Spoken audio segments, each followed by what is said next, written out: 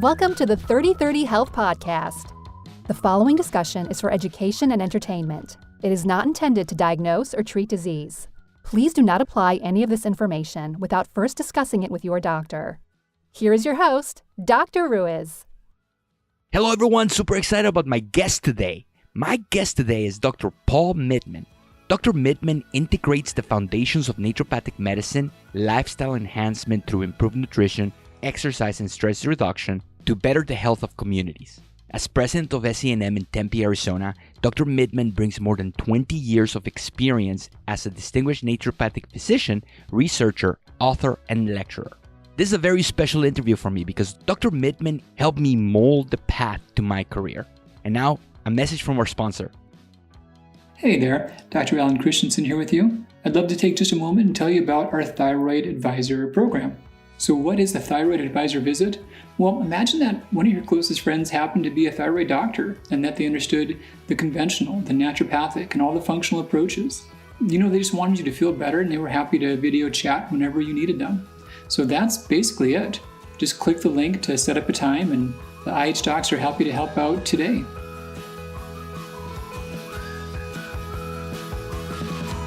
Hello everyone, super excited to be here with one of my favorite people in the whole wide world. He is one of my mentors, one of the people that I always look forward to talk about my career and to talk about if I have a problem, how to best explore solutions.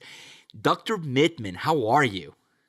I'm A-OK, Guillermo. It's so great to talk to you. Yeah, finally we made it happen. You're so busy, and I've been trying to get you as a guest for how many years now? And you're always, no, I'm too busy. I can't go to your podcast right now. And finally, you accepted my invitation. Yeah, you wore me down. I think really the real reason is that, because I was on the podcast a couple of years ago, and I interviewed you and some of your classmates. So I loved being the interviewer. Being the interviewee is something that I'm less comfortable with, mostly because I don't find myself that interesting. I've been living with myself for 62 years. And so, after 62 years, it's kind of like, been there, I've been with myself for so long, been there, done that. But I'm happy to talk about some of the things that are going on at the school, some of the, amazing advances that we're developing here, and especially the one about research, because really when I tell, in the end, it's all stories. We each tell our story, we have our point of view, and when I tell the story about how our research institute has come into existence, you're part of it. Yeah. And how cool is that? I always tell people about the presentation that you and Dr. Turner did with Dr. Langland at our Board of Trustees and how that sparked, a lot of interest that finally came to fruition with an amazingly generous donation, philanthropic gift. And now we're going to do something really special in the field of health and also specifically in the field of botanical medicine. Before we get into the weeds of that, and you haven't been around this naturopathic movement for so long, I want to know your hero story. I don't think, in all the conversations we've ever had, I don't think you've ever told me what got you into naturopathic medicine. I was afraid you were going to ask me that because I always hear you always ask your guests, what's your hero story? And everybody gives some variation, but define a hero story for me. So the hero story, there are theories that you cannot go from, being a young person into adulthood without overcoming an obstacle. And everyone has a narrative, and we all encounter this mountain or this Goliath or this antelope that we need to chase down and sacrifice in order to be accepted back into the tribe. And this hero story is open, so we are continuing in this narrative. But what was the defining moment? What was the aha moment where you decided, I need to become a healer, or I need to try to become the president of the school, or I need to, what was that defining moment that changed your life where, you were going in one trajectory and then all of a sudden you decided that's not the trajectory for me and I need to do something about it? Okay. So let me pick one moment in my career. And I was sort of on this trajectory because I think in my life, I always chose the road less taken. And so in a lot of ways, that's how I ended up in the field of naturopathic medicine, as opposed to allopathic medicine or like, I think looking back on it, if it wasn't naturopathic medicine, like naturopathic medicine for me is an instrument to be helpful. And if it wasn't that, I would have done something else. Like I had interests in renewable resources and renewable energy. But, my introduction to naturopathic medicine was almost by chance. My cousin took a course from a naturopathic doctor. He said, "Hey, Paul, I think you should check this out." I did. So that was that. But I think if there was that doesn't sound terribly heroic. And so I would say if I had to come up with a more interesting heroic story or my hero story, it would be in 1999. Do you have special effects of the podcast? So that we yeah, totally. We can make it happen. It would be like a time travel. Like the Golden Girls. Picture it. So 1999, SCNM was a young school. It started in 1993 by doctors Michael Cronin, his wife Kyle Cronin, a group of other people here in Arizona. And the school was growing, but it hit a snag in 1999. And actually the school came within, a hair's breadth of closing. And a group of people, myself included, said that was not going to happen while we were still around. And so we endeavored to do what it took to keep the school going and to fundraise and to deal with the Department of Education, deal with the banks and all of these things, of which I had precious little experience. But somehow, over a course of months, we pulled it off. And actually the school never closed, and we raised a whole bunch of money, dealt with all of the different agencies that need to be dealt with. And I was the interim president. And there were really two of us who could have been the interim president, but the board selected me. And then it came time to the search for a permanent position. And I thought, well, I was here as a faculty member and a clinician. I didn't really have a background in administration. I didn't have a background a whole lot in the way of business or finance. I'd been in private practice. And so I remember thinking, well, they'll hire somebody. Hopefully it'll be, a good person, smart, cares about the school. So here's the hero part of the story. So I was on the phone with my mother, who is 88 years old today, but I was on the phone with my mother 20 years ago, and I said something to her about, we pulled this off. The school is, back on, solid ground, and we had just gotten our accreditation. And I said, now I guess my term as the interim president, will come to a close, and they'll recruit and get a president, as if there was that they grew on trees or something. And I thought, well, that sounded, appropriately modest thing to say. And my mother, instead of saying, "Oh, Paul, what a good job. That sounds like a good idea," my mother lit into me for 15 minutes. And it was sort of really, she read me the riot act. And the upshot of the conversation kind of boiled down to a sentence or so is, "Listen, Paul, you either do the job like you mean to and intend to keep it, well, you don't deserve to have the job even as an interim. So what are you going to do?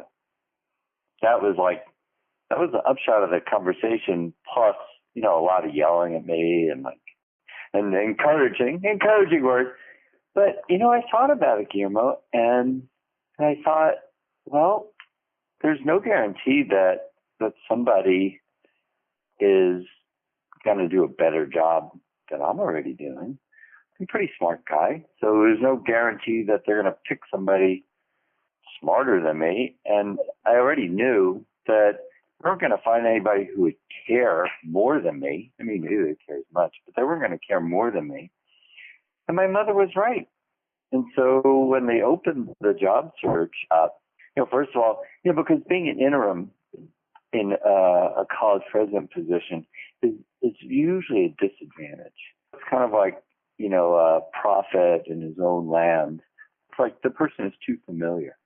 A lot of people I know wouldn't take an interim president position or an interim dean position if they really wanted the job and they were an internal candidate. And so I just worked my ass off in the position. And when it came time to go through the whole interview process and all of that, I went after it with gusto. So I guess my hero story was listening to my mother, which I should have known, since as a child, always listening to your mother. And I've heard, various iterations of this story, and I think that you are downplaying. Wait a second, you have to edit that out of the podcast. Aren't you going to say like, "Oh my God, what a great story"? No, this is nothing gets edited out. So now I have to tell you a different hero story. No. You don't know this. This is the aha moment or the reveal for me that I've never heard that story from you. And I'm getting a little bit emotional just hearing it from you because of how humble you are. Because the other person that I've heard this story from is Dr. Holly Lucille. Oh, well, that's a pretty good endorsement, Holly Lucille. Yeah, and she said, and I don't want to put words in her mouth, but the story that she told me was that you basically rescued the school. And where would I be had this not happened back in 1999? I don't know. That would be like a science fiction movie. If you see Dr. Lucille before I do, tell her thank you. That was very sweet.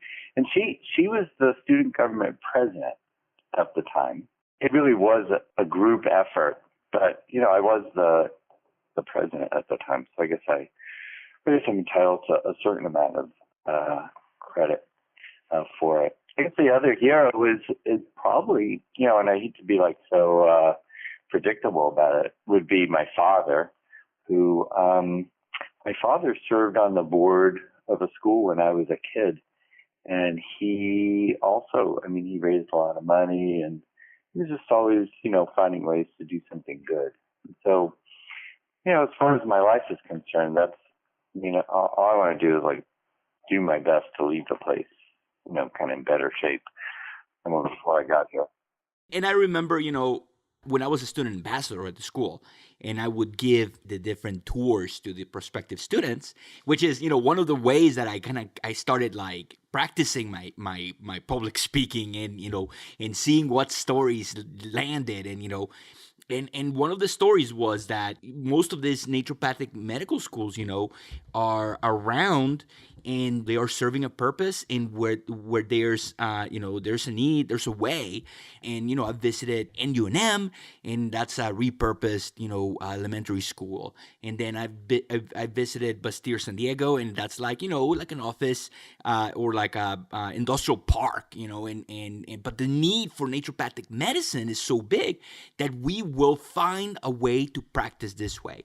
And SCNM, you can see how it used to be a rec center, and that's where I took my classes. And then I would walk towards the new building, and then I would stand there and say, this is the first, from the foundation up to the solar panel, 100% naturopathically purposed building.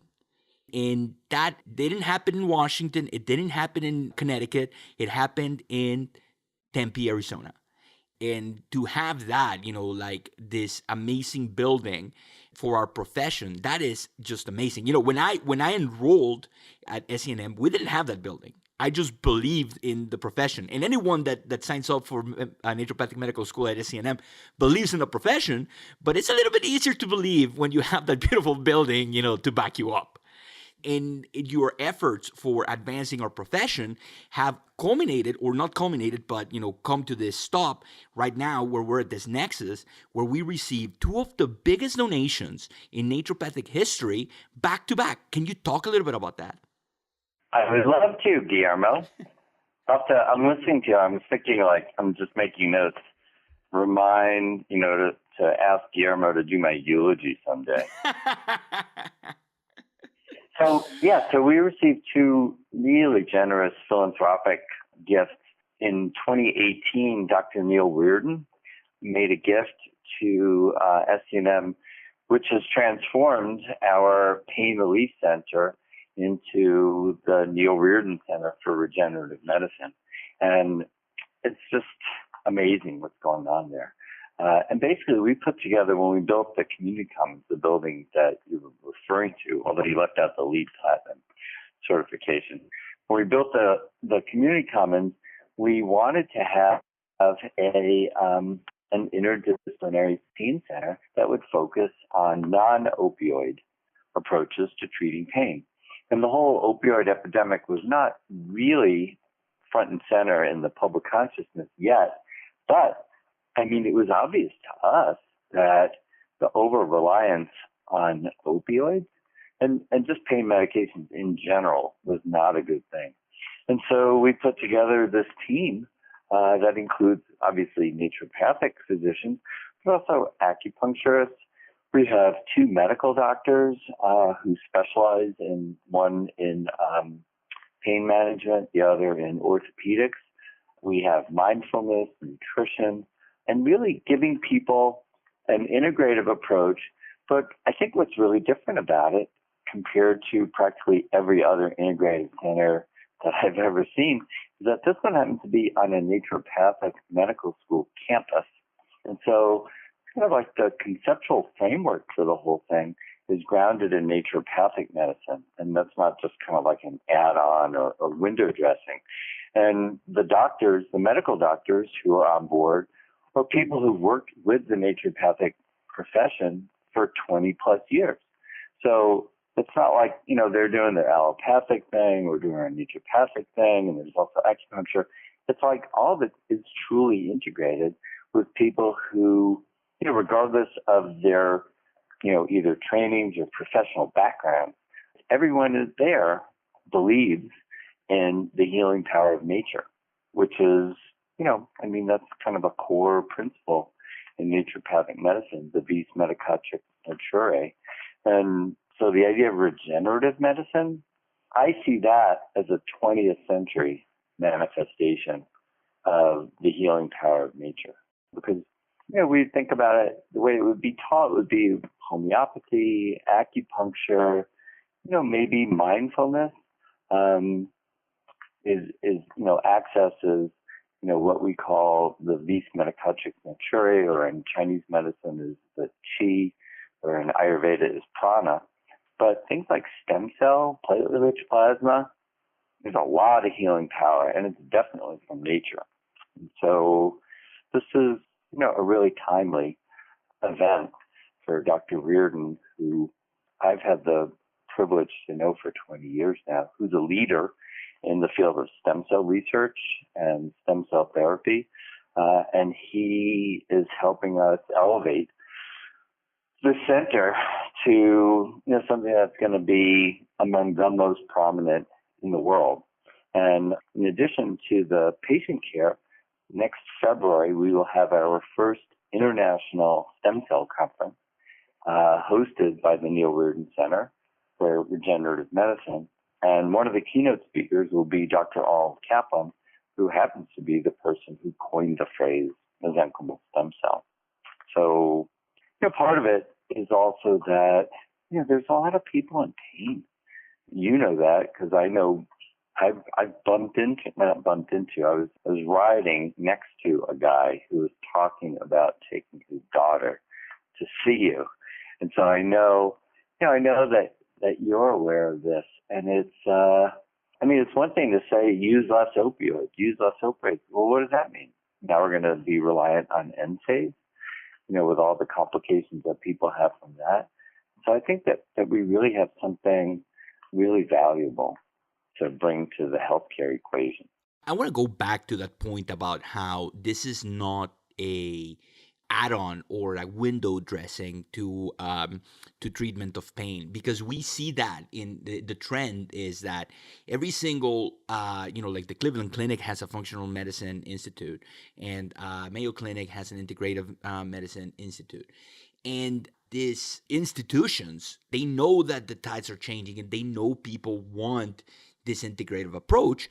And what we see is that they might add, take some curcumin for your inflammation on top of all the stuff that you're taking. It's not a true from the ground up integrative approach. They're trying to fit their model into our model.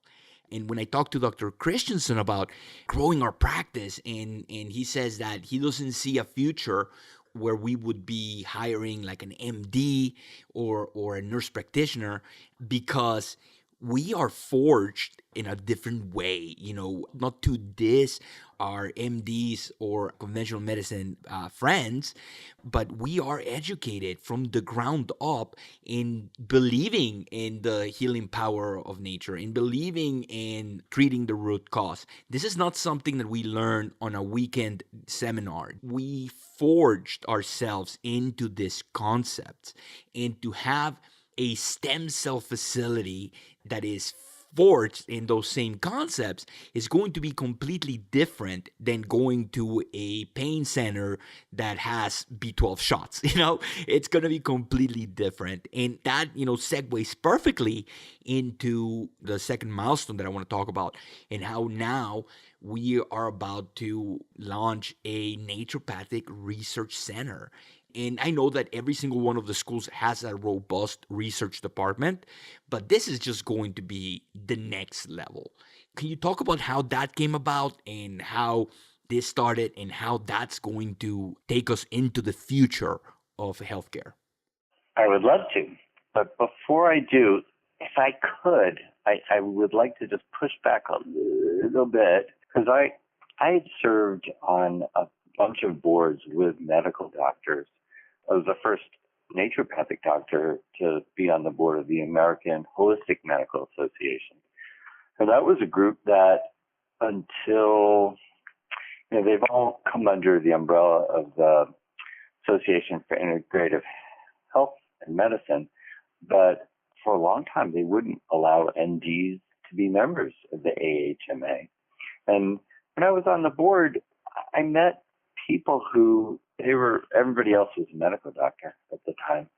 And some of them were just as they got it. A lot of them were as funky and kind of further out there than I was. And I have to say that I've seen that over and over again. And so I think your comments are probably true on the whole, but I don't think that there are no medical doctors or others who come from the more conventional part of healthcare who can't completely get this model. I think you're right. It's the exception. I think there's a lot of exceptional people out there that I've met.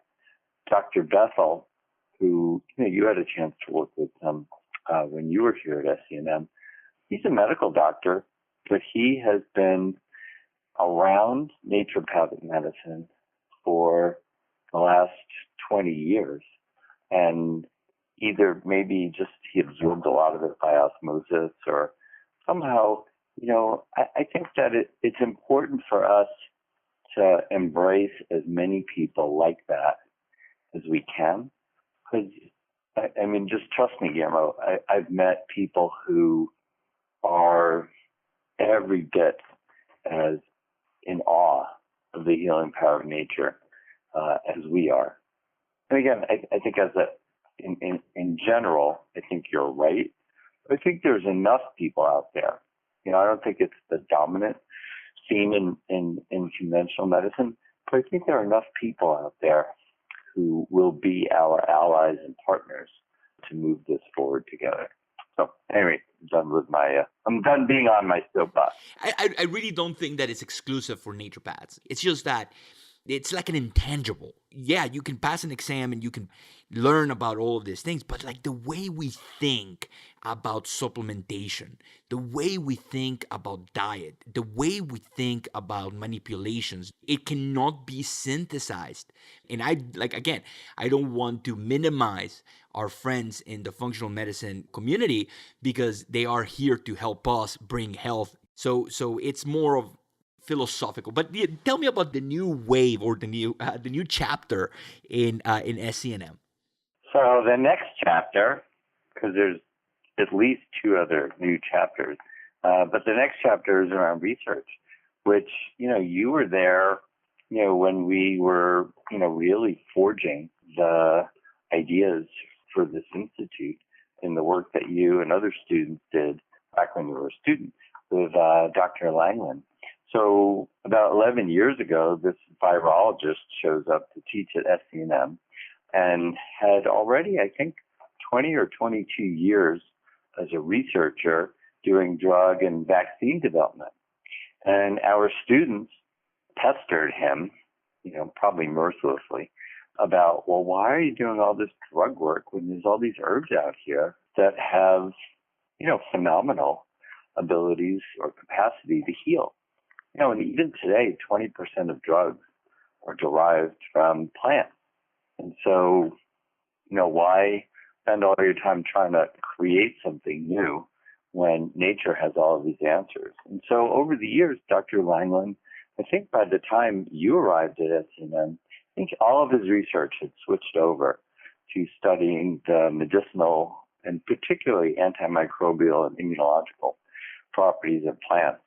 So that was really important. And then I found out about the National Center for Natural Products Research at the University of Mississippi. And it was a program in their School of Pharmacy for the study of plants. It was like pharmacognosy is the pharmacology of plants. And I started going there to their international conference on the science of botanicals and realized that there's this whole community of scientists out there who are doing really interesting work. But I didn't see anybody who was doing the kind of work that Dr. Langland and some of his colleagues, and particularly our students, were pioneering here at SCNM. And so Dr. Langland ended up presenting at the international conference the last 2 years, and he'll be speaking again this year about the mechanism of action of different plants and finding like all kinds of amazing discoveries. And you probably could speak to it more eloquently than I can, but just at the last research night, they were talking about these antimicrobial properties that have 4,000 times the potency of penicillin, which is ridiculous. Or antiviral properties of plants. I know you did a lot of work on one plant in particular for conditions like herpes and human papillomavirus and shingles, possibly certain types of cancers. And so what the school is about to do is to build a new laboratory on our campus that will have a bioassay lab to do this molecular biology work, an analytical lab to be able to characterize plant extracts, and then a metabolomics lab as well. So you end up with, we'll be able to do, like when you take a tincture, everybody sees a tincture of whatever plant, echinacea or hydrastis or salvia or chaparral, whatever it is. And for the most part, what's out there is the same tincture offered by many companies. But the work that, Dr. Langland's done, and I saw you in one of these particular studies, shows that a lot of times that the compound that they standardize to turns out not to be the active constituent. And so, we're creating these tinctures and extracts, but we could be creating much more potent and effective versions. And, a lot of herbs are used in combination, but you've never really known until you really know the mechanism of action of each of the herbs in a formula. You don't really know, are they truly synergistic? In other words, do they have different mechanisms of action that complement each other, or are they redundant? Because if they're redundant, it's kind of a waste, and you're also missing the opportunity to create this synergy, which these days, I don't know, when we would talk about herbs, we would talk about the synergy of the different constituents. You know what the new term is now? Have you heard this? No, I have not. No. Well, now, thanks to HBO, it's the entourage effect. And I've heard the word entourage effect easily 100 times in the last year.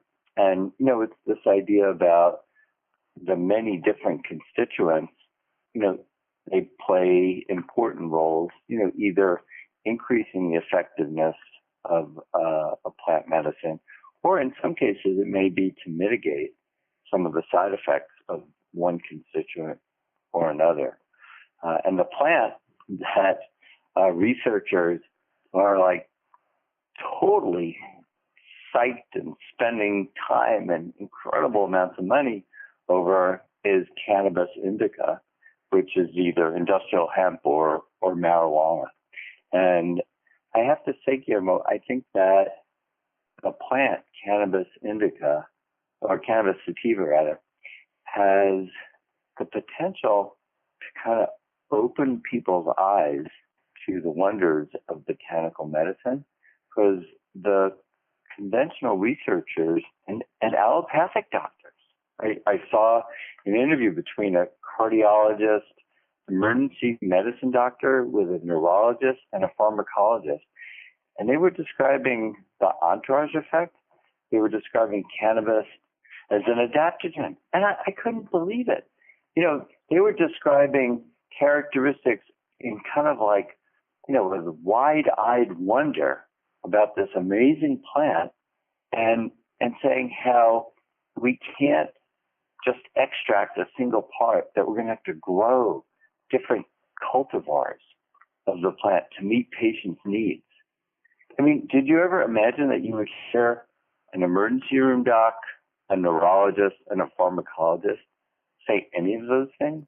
That's where it kind of makes me upset, and I shouldn't. It's like when you listen to a band, since their inception, and then all of a sudden, you hear them on the top 50, and then you get mad because they're getting, they're getting famous, and it's like, they sold out. No, but weren't we being interviewed in these shows? And you said, I saw a naturopath and a cardiologist in an emergency department talking about the stuff that we learned at school. They don't learn about this stuff. We do.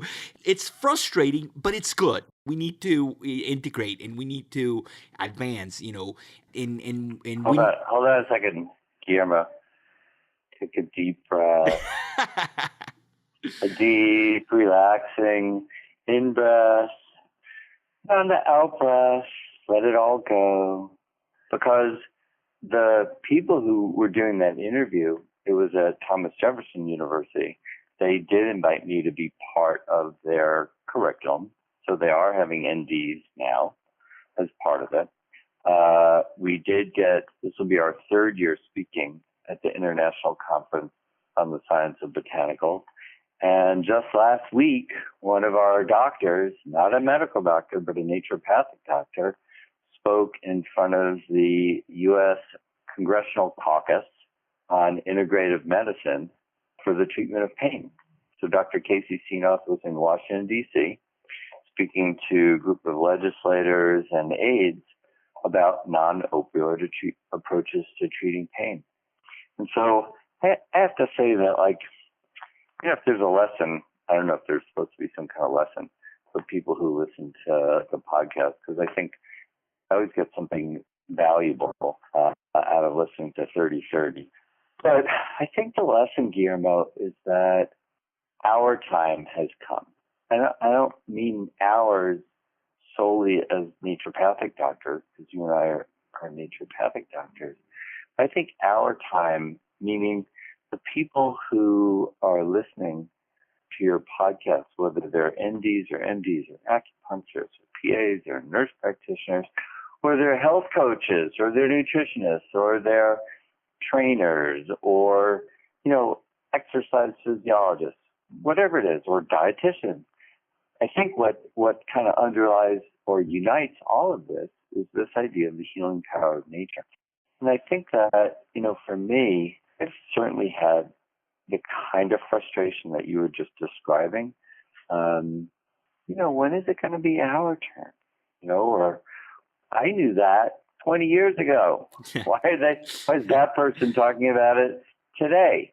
But I think, if there's something to be learned from it, it's that whoever it is, whatever profession is advancing things in this direction, it's good for humanity, and so it's good for me. As an ND, it's good for Southwest College.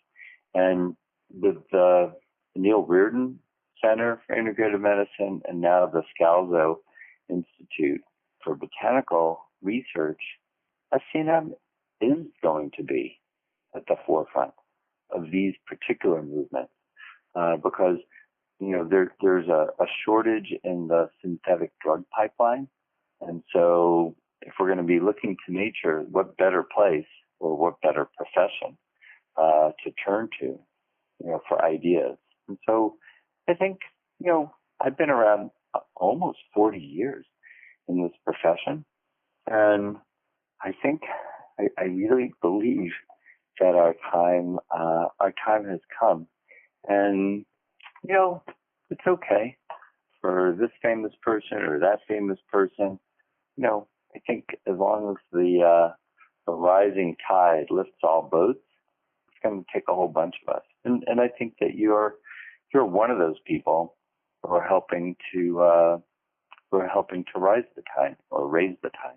You remember one of our first conversations was during the Botanical Medicine Conference, which is coming, the Botanical Medicine Conference. And I pulled you into the lab and I was like, do you know what's going on in here? Yeah, and I said no. I had no idea. Yeah. Yeah, I don't think it was at the conference. I think it was like some random Saturday. It's something like that. Around, yeah. Like after a bike ride, I was just wearing shorts. I was just I don't know what I was doing. I may have had my dog with me. I was walking around campus and I saw, you were a student at the time. I saw a student in a lab. I was used to seeing students studying, but I wasn't used to seeing students working in a lab on a Saturday or maybe even a Sunday. It's like, hey, what are you doing? And of course I got a Guillermo earful, which was like, it was really fascinating. And then I had to give a presentation to one of our donors who happened to be Rick Scalzo, who was the founder of Gaia Herbs, about what we were doing in botanical medicine. And I knew what the botanical medicine department was doing, but I really didn't know what we were doing or the full extent of what we were doing in the area of research. And so that little kind of weird chance encounter, led to some really, really big things. It is one of those things, that I talk about how I knew that, the potential of my medicine, but in order for me to be successful, I had to leave a dent at SCNM. And, I like research, I like evolutionary theory, I like evolutionary medicine, and like this nexus kind of like, I can do some evolutionary research on botanicals and get published and help my career. And it turned into this monster. And I'm so glad to have encountered Dr. Langland, who helped me push the boundaries of my education. It was funny. I was talking to a patient about, an author who was talking about using lemon balm for chronic EBV. And I was like, listen, I don't want to sound like a jerk or anything, but if there's something that I know in this world, is the antiviral activity of Melissa officinalis. And I was able to pull out the different papers that I've published on the subject. And it was really funny because for chronic EBV, if you wanted to use the least efficacious herb, I would pick Melissa officinalis because that's already inside the cell. Melissa officinalis works at the attachment site, so it's helped me professionally. It's helped me just become an expert in this random botanical stuff. It's helped me present nationally and internationally, and it just has led me to meet like the most fascinating people. That's where you met Dr. Christensen. You were giving a presentation, and he happened to see you. Speaking. It's like, who's this Guillermo character? Leaving dents everywhere. and how many? I remember walking the hallways of SCNM when I flew from Florida, and just walking through that academic building and feeling, yeah, this is it. This is home. This is where I can leave a mark. And there are so many other marks to be left at SCNM. We had the entheogenic conference at SCNM. I'm not that organized to put something like that together, and I was so impressed about with the quality of presenters and how a group of students put that together. How NWB started at SCNM. How the Neil Riordan facility is there now. How we're gonna have the most cutting-edge naturopathic-led research facility in the world, and we're gonna change the world. And I'm so proud to have decided and be an alumni of SCNM. Well, thank you so much, Guillermo. That is like a really, we're taping this on a Monday, so to come in on a Monday and to hear those words of inspiration and gratitude, it warms my heart to hear that. You're a pretty exceptional person. However, I think that everybody has the capacity to do something really special in this world. I often thought of that Bob Dylan song, When I Paint My Masterpiece, which I think is kind of tongue-in-cheek, actually. But at least from a title standpoint, When I Paint My Masterpiece, I urge your listeners to kind of look inside, to take some deep breaths and to sit back and think, like, what's my masterpiece? What's my masterpiece going to be? What is it that I can do, whether it's through naturopathic medicine, or I assume for most of the listeners it would have something to do with health or healthcare. But what is it in my story or my past and that I'm passionate about that I could do something and leave my mark, like you've done? And I think, listening to the many, many different speakers that you've had on the show, there's so many examples for people to look up to and say, you know what, if she did that, I think I could do it too. And to find that whatever the medium is, and go out, paint your masterpiece. And that's how it started, So I started listening to podcasts. I started reading blogs, and that's how I am here. If you guys are listening, every week I get a report of how many downloads I'm getting for my podcast, and it's so humbling to see how many people are tuning in week in, week out. But just imagine what this one's gonna be. Record-breaking podcast downloads. Yeah, we're gonna break all sorts of records. 12 people are gonna download this episode and listen to it. Obviously my mother, because I talked about my mother, so you have to call her and tell her. But that's how it started. So if doesn't matter where you are in your career, doesn't matter what in your health. You can do it too. Find inspiration from, like, maybe not this podcast, maybe a book, maybe anything, and just do it. I remember at one point I was talking to my mother-in-law, and I said to her, you know what? I think I'm just going to go and become a science teacher. I'm old and I don't want to go through all, the years of education. And then she's like, okay, so how old would you be after you graduate? And I said, well, 34, 35. And then she says, and how old would you be if you didn't graduate? And it's like, yeah, I'm still going to be 35. So it doesn't matter whether you're looking for health, whether you're looking for to change careers, whether you're looking to do something different, whether you're looking to help someone else. Now's the time, and find your mentors and find your school and find your SCNM and find, your projects and leave a dent and just do it, because you're just going to be 35 regardless.